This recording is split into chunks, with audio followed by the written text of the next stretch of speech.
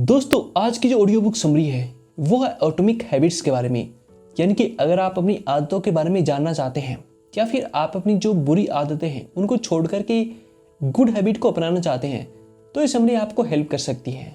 आपको सबसे पहले ये डिसाइड करना होगा कि आप क्या बनना चाहते हैं। हमारा दिमाग एक्सपीरियंस से सीखता है, इसलिए हमारे सभी जो एक्शन होते हैं वो सबकॉन्शियस और ऑटोमेटिक माइंड द्वारा ही कंट्रोल होते हैं।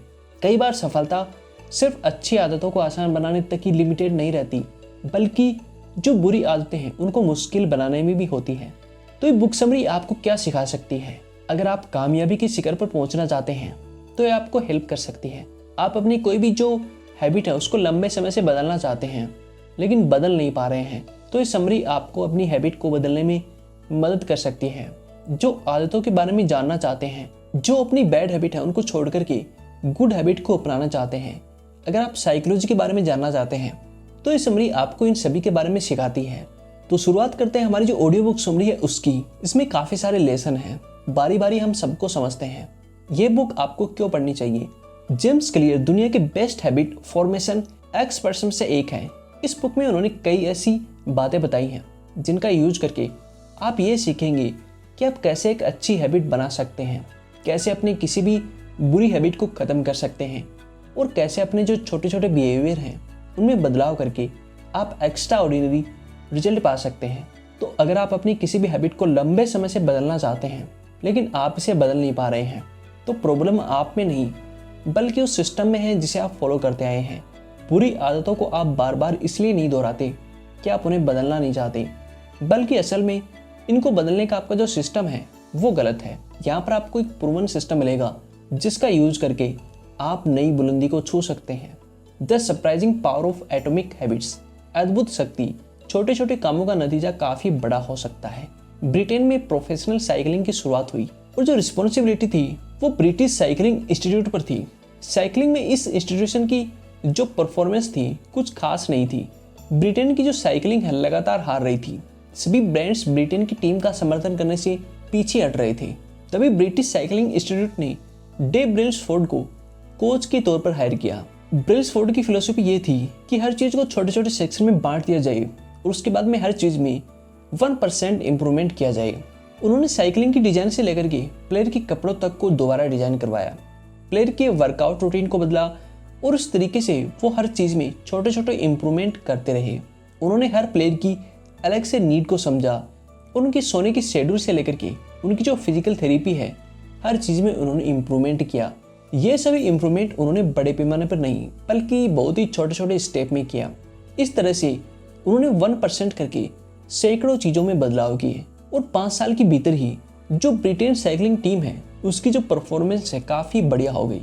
और उसके बाद से सन 2007 से 2017 तक इस टीम ने तकरीबन 178 वर्ल्ड चैंपियनशिप और 66 ओलंपिक मेडल भी जीते।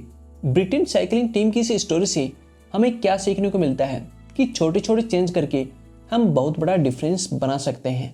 इसके पीछे का मैथ काफ़ी सिंपल है। अगर आप अपने आप को हर दिन तकरीबन 1% का इम्प्रूवमेंट करते हैं तो साल के अंत में आप पहले से 37 गुना ज़्यादा बेहतर हो जाएंगे। जिस तरह पैसा टाइम के साथ में कंपाउंडिंग इंटरेस्ट के रूप में बढ़ता रहता है, उसी तरह से आपके जो पॉजिटिव हैबिट के जो इफेक्ट हैं वो भी टाइम के साथ में बढ़ते रहते हैं। How your habit shapes your identity. आदतें आपकी पहचान बनाती हैं। आमतौर पर बुरी आदतों के मुकाबले जो अच्छी आदतें हैं उनको डेवलप करना काफ़ी मुश्किल होता है। यही कारण है कि इस बात की ज़्यादा पॉसिबिलिटी है कि आप फ्यूचर में भी इन बुरी आदतों को रिस्पेक्ट करते रहेंगे। अच्छी हैबिट जैसे कि मेडिटेशन या फिर कुकिंग जैसी हैबिट को कंटिन्यू रखना थोड़ा डिफिकल्ट होता है, लेकिन एक बार जब ये आपकी हैबिट बन जाती है तो ये हमेशा आपके साथ रहती हैं। बैड हैबिट्स का बनने का मेन रीज़न ये होता है कि हम गलत चीज़ों को बदलने की कोशिश करते हैं। बैड हैबिट्स को बदलने का सबसे अच्छा तरीका है अपनी आइडेंटिटी में बदलाव करना। यह इसलिए भी ज़रूरी है क्योंकि किसी भी हैबिट को बदलना तब तक मुश्किल नहीं होता जब तक आप अपने अंदर बदलाव ना करें। एक बार जब कोई हैबिट आपकी आइडेंटिटी से जुड़ जाती है तो इसमें आपका प्राइड भी इन्वॉल्व हो जाता है। तब आप इन हैबिट को सीरियसली ना लेना बहुत ही मुश्किल हो जाता है। आपको सबसे पहले ये डिसाइड करना होगा कि आप क्या बनना चाहते हैं, फिर उसके बाद में उसके अकॉर्डिंग छोटे छोटे चेंज आपको करने पड़ेंगे।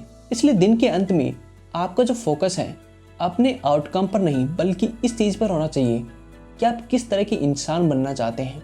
आपके सभी जो गोल हैं तभी अचीव हो सकते हैं जब आप एक अच्छी हैबिट को डेवलप करेंगे।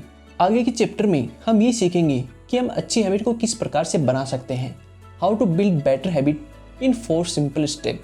एडवर्ड थॉर्नडिके, जिन्होंने सबसे पहले ये बताया कि हैबिट्स किस तरह से बनते हैं, वो ज़्यादातर जानवरों के ऊपर स्टडी करते थे।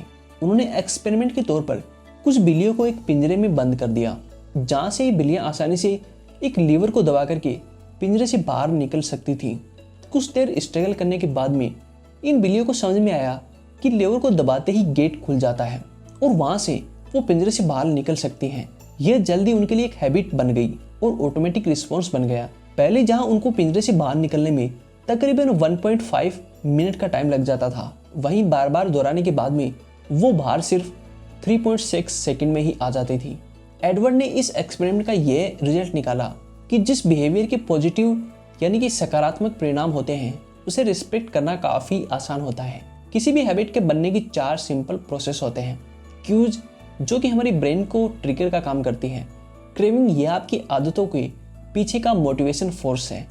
रिस्पॉन्स, यही आपकी एक्चुअल हैबिट है। रिवॉर्ड, यही आपकी हैबिट का एंड गोल होता है। इस तरह से क्यूज आपका ध्यान रिवॉर्ड की तरफ ले जाता है। क्रेविंग उस रिवॉर्ड से रिलेटेड आपके अंदर डिजायर पैदा करती है और रिस्पॉन्स के जरिए आप उस रिवॉर्ड को हासिल कर सकते हैं। हम इसे एक एग्जाम्पल के तौर पर समझते हैं। क्यूज, आपको एक फ़ोन आता है। क्रेविंग, आप उस फ़ोन को उठाते हैं। रिस्पॉन्स, आप फ़ोन को उठा करके बात करते हैं। रिवॉर्ड, फ़ोन पर बात करने के बाद आपकी जो चाहत है पूरी हो जाती है। जब बात आती है कि अच्छी हैबिट कैसे बनाएं और बुरी हैबिट को कैसे ख़त्म करें, अच्छी हैबिट बनाने के 4 नियम हैं। क्यूज यानी कि संकेत, इसे ओब्यूज यानी कि स्वाभाविक बनाएं। क्रेविंग, इसे अट्रैक्टिव बनाएं यानी कि किसी भी चीज़ की तरफ आप कितना अट्रैक्टिव होते हैं। रिस्पॉन्स, इसे आसान बनाएं यानी कि जो गुड हैबिट है उसकी तरफ आपका जो रिस्पॉन्स है काफ़ी आसान होना चाहिए। रिवॉर्ड, इसे सेटिस्फाइंग बनाएं कि गुड हैबिट को अपनाने के बाद में आपको जो रिवॉर्ड मिलेगा वो काफ़ी अच्छा होगा। बुरी हैबिट को ख़त्म करने के लिए इन नियमों को आप उल्टा कर देंगे यानी कि क्यूज यानी कि संकेत को इनविजिबल बनाएं। क्रेविंग यानी कि अनअट्रैक्टिव बनाएं, किसी भी बुरी हैबिट की तरफ आप अट्रैक्टिव नहीं हो। रिस्पॉन्स, इसे डिफ़िकल्ट बनाएं यानी कि बुरी हैबिट की तरफ जो आपका रिस्पॉन्स है वो डिफ़िकल्ट होना चाहिए। रिवॉर्ड, इसे अनसेटिस्फाइंग बनाएं यानी कि आपको ये समझना होगा कि जो बुरी हैबिट है उसका जो रिवॉर्ड है वो काफ़ी बेकार होता है।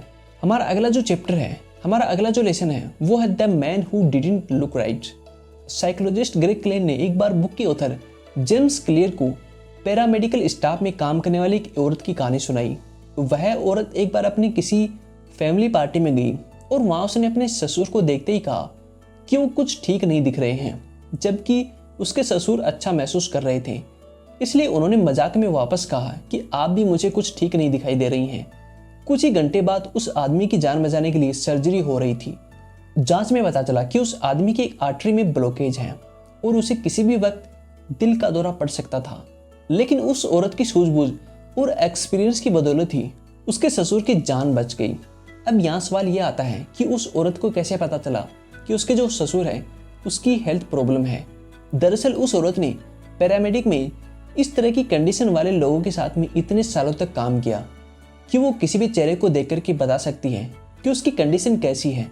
इसी तरीके से जो आर्टिस्ट होता है वो किसी आर्ट को देख करके बता सकता है कि कोई भी आर्ट असली है या फिर नकली है। हमारा जो माइंड है वो एक्सपीरियंस से सीखता है, इसलिए हमारे सभी जो एक्शन है वो सबकॉन्शियस और ऑटोमेटिक माइंड द्वारा ही कंट्रोल होते हैं और इन एक्शन की वजह से हमारे हैबिट बनते हैं। धीरे धीरे हैबिट इतने कॉमन और ऑटोमेटिक हो जाते हैं कि हमारे लिए लगभग इनविजिबल बन जाते हैं। हम अधिकतर चीज़ों में इसलिए फेल होते हैं क्योंकि हमारे अंदर सेल्फ अवेयरनेस की कमी होती है।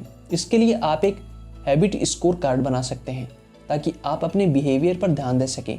सबसे पहले आप अपनी डेली हैबिट की एक लिस्ट बनाएं, जैसे कि सुबह उठना, अलार्म बंद करना, फ़ोन देखना, नहाना, ब्रश करना, चाय पीना वगैरह। जब पूरी लिस्ट बन जाए तो इस बात पर ध्यान दें कि इसमें कौन सी आदत अच्छी है, कौन सी आदत बुरी है और कौन सी आदत नेचुरल है। The best way to start new habit. 2001 में ब्रिटेन के एक रिसर्चर ने एक एक्सपेरिमेंट किया कि वो लोगों के अंदर एक बेहतर एक्सरसाइज हैबिट को डेवलप कर सके। उन्होंने तकरीबन 248 लोगों को 3 ग्रुप में डिवाइड कर दिया। पहले ग्रुप को एक्सरसाइज करने के लिए कोई भी संकेत नहीं दिए गए। दूसरे ग्रुप को जो मोटिवेशनल स्टेप है वो पढ़ने के लिए कहा गया ताकि वह एक्सरसाइज के बेनिफिट के बारे में जान सके। वहीं तीसरे ग्रुप को दूसरे ग्रुप की तरह ही निर्देश दिए गए। साथ ही यह भी जोड़ा गया कि वो अपनी एक्सरसाइज के रूटीन का एक रिकॉर्ड रखें। पहले और दूसरे ग्रुप में सिर्फ 35% से लेकर के 38% तक की लोगों ने एक्सरसाइज किया, जबकि तीसरे ग्रुप के 91% लोगों ने एक्सरसाइज किया। हैरानी की बात यह थी कि मोटिवेशन चीज़ें पढ़ने के बाद भी दूसरे ग्रुप और पहले ग्रुप के जो भी रिजल्ट हैं उनमें कोई खास डिफरेंस नहीं था।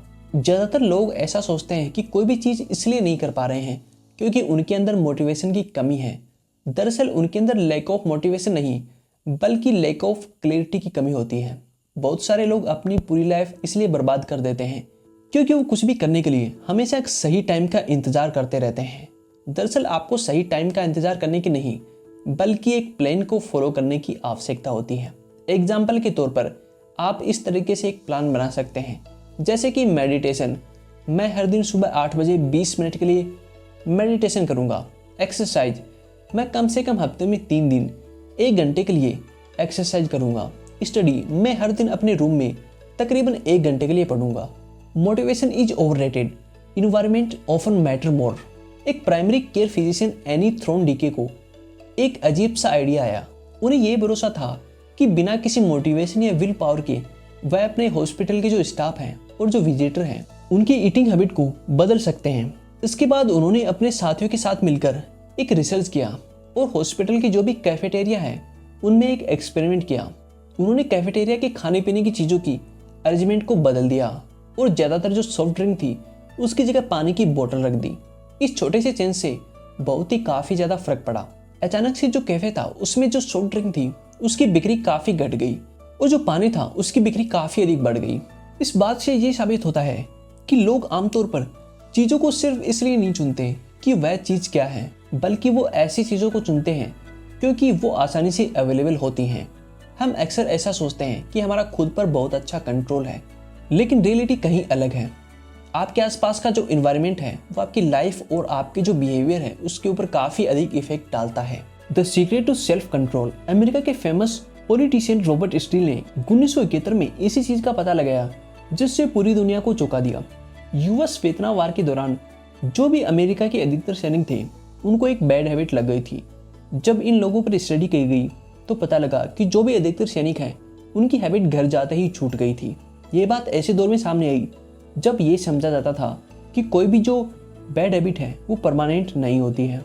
इस स्टडी से ये पता चला है कि अगर आपके पास का जो इन्वायरमेंट है उसके अंदर कोई बड़ा बदलाव किया जाए तो आपकी जो हैबिट है उसको छोड़ना काफ़ी आसान हो सकता है।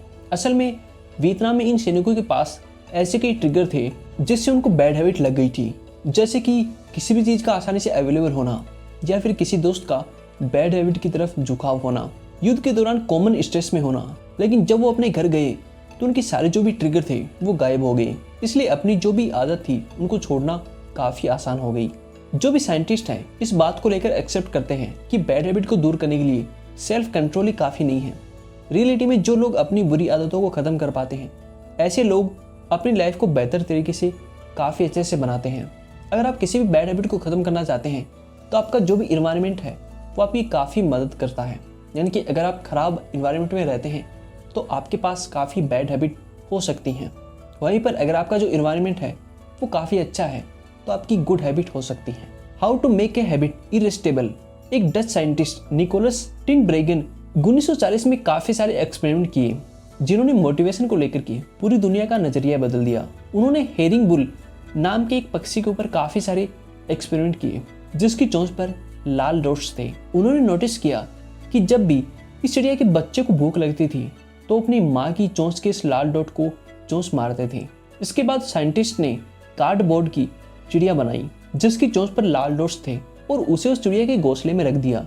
इसके बाद उन्होंने देखा कि बच्चे को भूख लगने पर कि वो कार्डबोर्ड की चिड़िया थी उसकी चोंच पर भी इस तरीके से जोर जोर से चोंच मार रहे थे। यह एक्सपेरिमेंट हमें ये सिखाता है कि किस तरह से हमारा दिमाग कई तरह के कंडीशन से भरा होता है। जैसे कि हजारों साल पहले खाने की तलाश में भटकते इंसान ऐसा खाने की तलाश में रहते थे जिससे शुगर और फैट भरपूर मात्रा में हो, तब वह जितना खाना खा सकते थे उतना खा लेते थे और उन्हें पता भी नहीं होता था कि अगली बार कब खाना खाना है। हालांकि आज हमारे पास खाने पीने की कोई भी चीज़ की कमी नहीं है, लेकिन फिर भी हमारा दिमाग पुरानी सोच को लेकर के वैसा ही है और इसी बिहेवियर का फ़ायदा उठा करके जो फास्ट फूड कंपनीज हैं और जो एडवर्टाइजिंग कंपनी है खाने को और ज़्यादा अच्छा दिखा करके हमें पेश करती हैं। The role of family and friends in shaping your habits. इंसान एक तरीके से हीट एनिमल यानी कि झुंड के पशु हैं। आप हमेशा किसी झुंड में फिट होना चाहते हैं, दूसरों के साथ अच्छे रिलेशन बनाना चाहते हैं ताकि आप अपने क्लिक्स और जो पार्टनर हैं उनकी रिस्पेक्ट हासिल कर सकें। चार्ल्स डार्विन ने कहा था कि ह्यूमन स्पेसीज सबसे लंबी हिस्ट्री में जिन लोगों ने सबसे इफेक्टिव तरीके से कोलैबोरेट करना सीखा था वही सबसे ज्यादा सक्सेसफुल हुए हैं। इसका मतलब है कि किसी से जुड़ना इंसानों के गहरे डिजायर में से एक है और इसलिए हम अपने हैबिट को इन्वेंट नहीं करते हैं बल्कि इमिएट यानी कि नकल करते हैं। हम हमेशा ऐसी हैबिट को फॉलो करते हैं जिन्हें हमारे कल्चर में नॉर्मल समझा जाता है क्योंकि हम अपने कल्चर का एक हिस्सा बने रहना चाहते हैं और हम उस स्क्रिप्ट को फॉलो करते हैं जो हमारे फ्रेंड, फैमिली, स्कूल, सोसाइटी द्वारा सौंपी गई है। तो दोस्तों उम्मीद करता हूँ कि इस बुक की समरी से आपने काफ़ी कुछ सीखा होगा। ये जो कुछ चैप्टर हैं ये आपको बैड हैबिट को छुटकारा पाने में मदद कर सकते हैं और साथ में इस बुक के और भी काफ़ी सारे चैप्टर हैं जो कि पार्ट 2 में आने वाले हैं। तो अगर आपको ये समरी पसंद आई हो तो इस वीडियो को आप लाइक कर सकते हैं